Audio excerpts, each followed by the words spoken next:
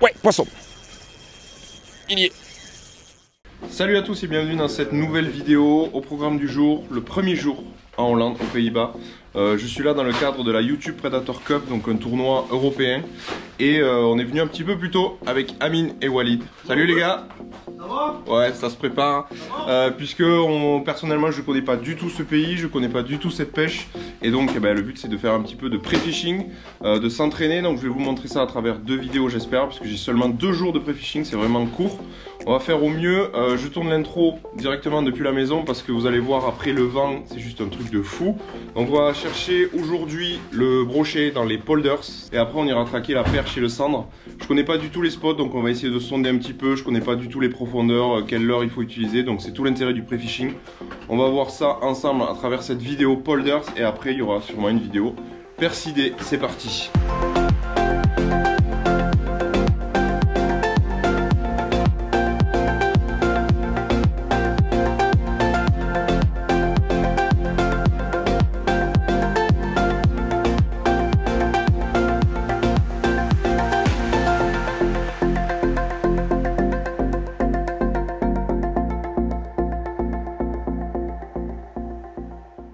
Nous voici donc dans les polders, vous voyez ces espèces de petites rivières qui entourent les maisons.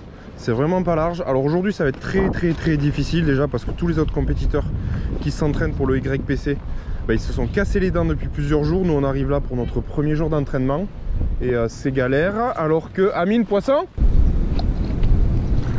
Raté! Non, pas poisson. Fausse alerte pour Amine. Et du coup ça va être très dur. L'eau en plus comme vous le voyez elle est marron, elle est vraiment dégueulasse. Donc on va voir ce qu'on peut faire. Alors le YouTube Predator Cup, ou la YouTube Predator Cup je sais pas, c'est une compétition de pêche des carnassiers. Les phases de poule auxquelles je participe, les phases de qualification, donc c'est une pêche du bord. Les espèces qui comptent c'est les carnassiers, perches, cendres, brochets. Et ensuite c'est tout. Qu'est-ce que c'est qui bouge là? Qu'est-ce que c'est qui bouge là?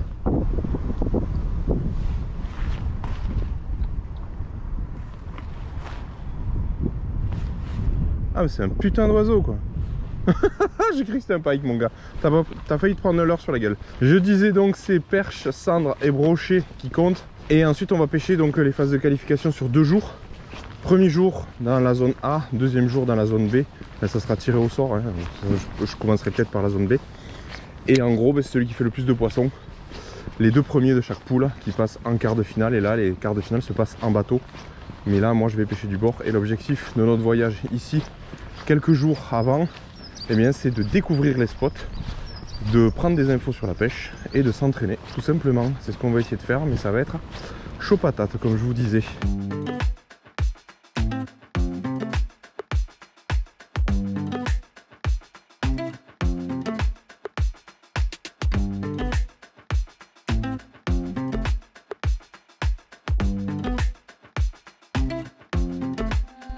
C'est assez déstabilisant de pêcher là. En plus l'eau est marron, mais surtout de ne pas savoir la profondeur. Enfin, c'est... Je sais pas, j'arrive pas à voir mon leurre couler. Vu qu'il y a du vent, la bannière, j'arrive pas à voir ça. Je sais pas du tout si c'est profond ou pas. Je vais mettre un coup de dipper. Je vais mettre un coup de dipper, de toute façon. C'est pas les touches qui s'enchaînent là. J'ai le temps de regarder un petit peu comment est foutu le spot.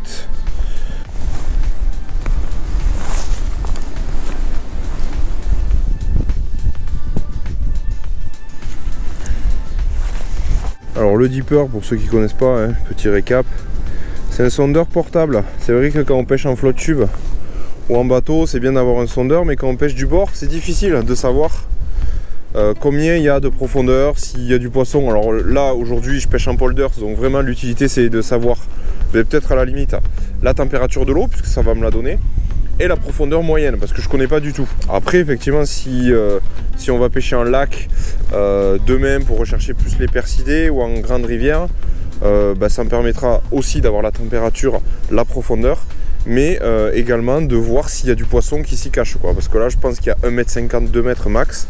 Le but c'est pas de sonder pour voir les échos de poisson, là c'est vraiment pour prendre les informations du spot, mais aussi ça peut servir, comme demain je disais, pour localiser les poissons. Alors le dipper, il faut le mettre dans l'eau pour qu'il s'allume. Tac, dipper, ok. Ensuite vous allez sur l'application Dipper Smart Sonar. Ça se met à jour éventuellement si vous n'y êtes pas allé depuis un moment, ce qui est mon cas. Ok. Donc là j'ai le nom de mon dipper, j'ai la batterie du dipper. Malgré le vent, je vais essayer de jeter mon dipper. Hop. Donc là il est dans l'eau.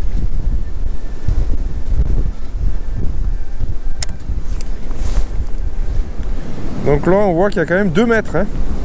Il y a quand même 2 mètres. J'aurais pas dit que c'était si profond. Pourtant je suis pas très loin. Je suis à, je dois être à 4-5 mètres là du bord. Et j'ai 1,9 m, 2 mètres. Et l'eau est à 11 degrés. Je vais essayer de jeter un petit peu plus au loin là-bas.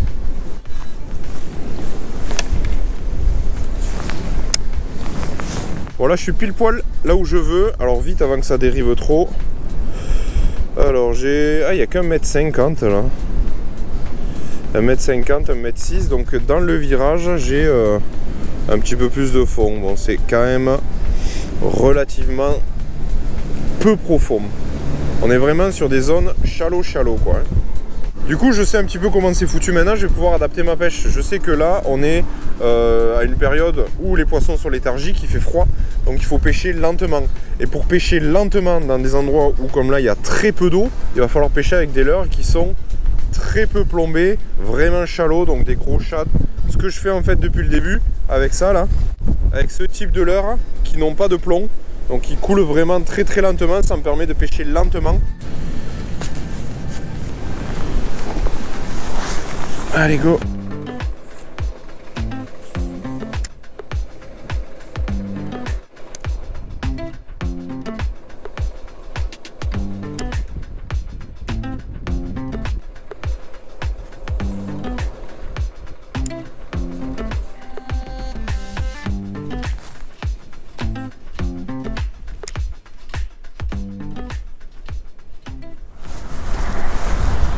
Bon allez on continue de prospecter. On est 3 pêcheurs, on pêche depuis ce matin, on n'a pas fait un poisson. C'est compliqué. Et c'est à ça que ça sert le pré-fishing. On a essayé un petit peu toutes les techniques.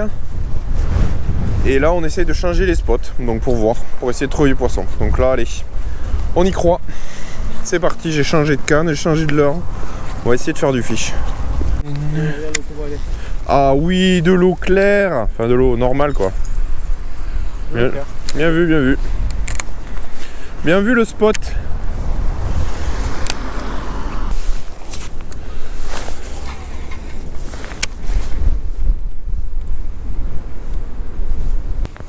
Allez, chatter, on change. On va essayer de les agresser. Mettre un truc qui fait du bruit. Bon gros liplet.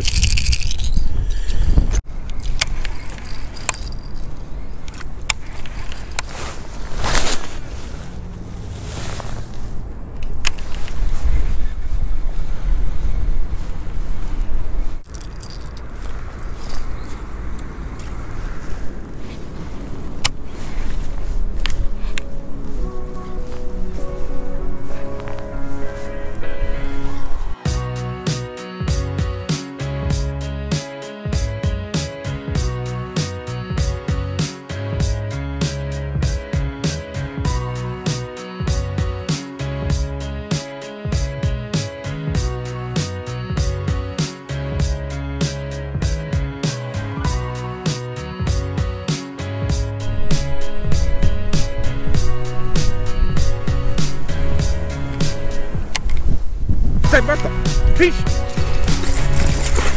Putain, je l'ai pris dans les pieds quoi. Non non c'est bon, t'inquiète. Ouais on va.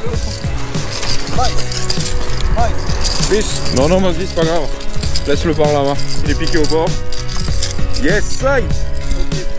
Cool. Prends le banc. Non c'est bon. Yes. C'est une bonne zone. Allez. Cool.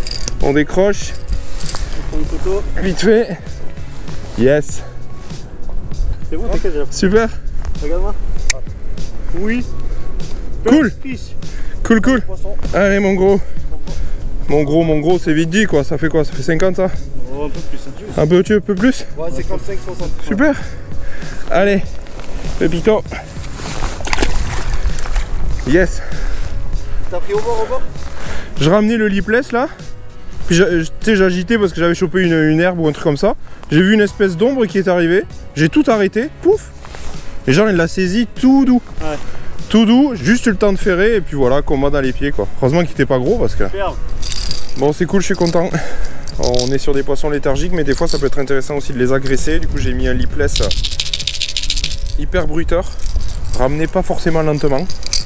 Et ça a décidé ce poisson qui quand même était assez léthargique, il a suivi tout doux et puis quand le leurre s'est présenté devant lui, bon il l'a pris.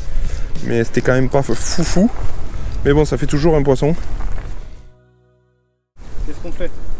Je pense que c'est un spot à exploiter. Hein. Ouais. Grave. Pas si jamais, je pense que le laisser... Ouais mais t'as raison, tu peux revenir là pendant le tournoi, tu sais que l'eau est plus claire, tu sais qu'il y a du poisson, stop, on dégage, on va ailleurs. Ouais. C'est ça qu'il faut faire un pré-fishing, c'est ça normalement. Ouais, ouais. Je sais pas si t'as déjà regardé des vidéos de pré-fishing, les Américains là. Ah ils ferment même pas, c'est ce que tu disais ouais. Ils coupent l'hameçon. Ouais, ils font bouger le poisson et si c'est bon. Il dit c'est bon, on a quelque chose, tu vois. Ah, ouais. Il garde, tu vois, juste son fil comme ça. C'est ça qui est hyper frustrant, ouais. On va arriver sur la fin de la première journée de pré-fishing. Ce qu'il en ressort, c'est que les conditions sont vraiment pas faciles. Je sais pas si vous m'entendez d'ailleurs. Les conditions sont vraiment pas faciles. Les poissons non plus. Et il faut les agresser quoi. Pas forcément des gros leurres, même si c'est pour des brochets.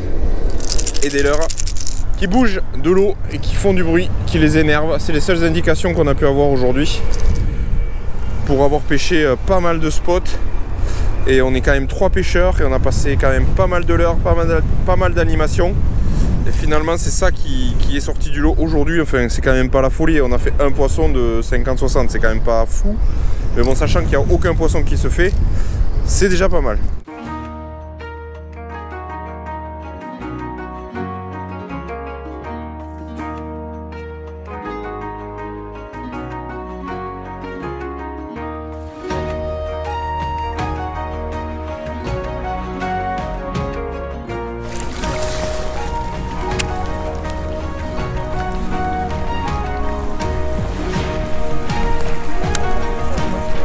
J'aimerais bien voir la profondeur. Attends, je vais mettre un coup de dipper. La la la la.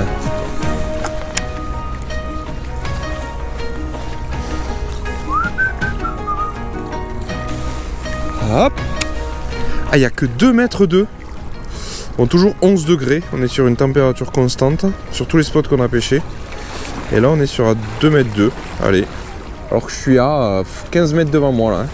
Ok, bon, alors c'est vrai que le sondeur, ça ne fait pas prendre plus de poissons, c'est évident. Mais moi, pour ce type de session là, pré-fishing, en vue d'une compète, et que je ne pourrai pêcher que 2 jours quoi. J'ai 2 jours de pré-fishing, donc il faut que j'optimise mes chances. C'est un petit plus quoi. Mais clairement, c'est vrai que sur les spots qu'on a l'habitude de pratiquer, on y va toutes les semaines ou tous les mois, ça sert à rien d'avoir un sondeur forcément, c'est toujours un petit plus quand même, attention.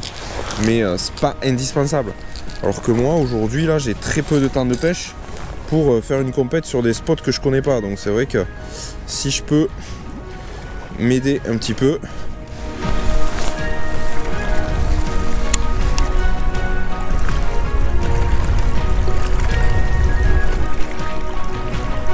Le but c'était de faire une vidéo où je parle un petit peu de pré-fishing quoi. Donc vu qu'il n'y a pas eu trop de poissons pour meubler en quelque sorte.